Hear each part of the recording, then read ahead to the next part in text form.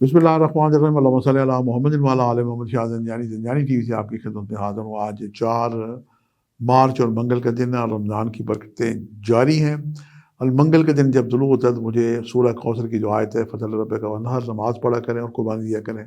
आप अपने इर्द-गिर्द देखें कि रमज़ान में लोग जोक दर जोक जनाब हर जगह नमाज़ें पढ़ रहे होते हैं, लेकिन इस सूरह कौसर की जो आयत है मैं उनसे भी और इस्लामी नज़रियाती काउंसिल से भी हदीया करूँगा कि इसकी ज़रा तफ़सीर करके बताएँ कि नमाज़ पढ़ा करें और कुर्बानी दिया करें। अल्लाह ताला हर नमाज के साथ हमें कुर्बानी हमसे मांग रहा है और हम क्या कुर्बानी देते हैं। हम तो जनाब इसमें महंगाई जो हमारे ताजर बिरादरी है वो चीज़ें महंगी कर देती हैं और बहुत सारी ऐसी खराफात होती हैं जो जिनको देख के दुख होता है। अल्लाह पाक खैर अता करें। और क्या ही अच्छा होगा पाकिस्तान में पाकिस्तान आजकल जंगल में मंगल बना हुआ है। पाकिस्तान के तमाम जवा खाने जो है ये खोल लिए जाए, खून बहता रहे, ये पाकिस्तानी कौम का सदका है।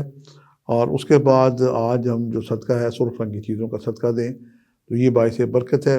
आज जो मैंने आपके लिए कबूली दुआ का वक्त निकालने की सादत हासिल की है सुबह 6:14 से लेके 6:44 और दूसरा वक्त है 12:08 से लेकर 12:38 और तीसरा वक्त है जब हम रोज़ा इफ्तार करेंगे, अज़ान मगरिब होगी, उससे 15 मिनट पहले हम मनाजात पढ़ के परवरदिगार से दुआ करें। और मनाजात का एक बहुत ही प्यारा गुलदस्ता है सहीफ़ा सज्जादिया, सहीफ़ा अलविया।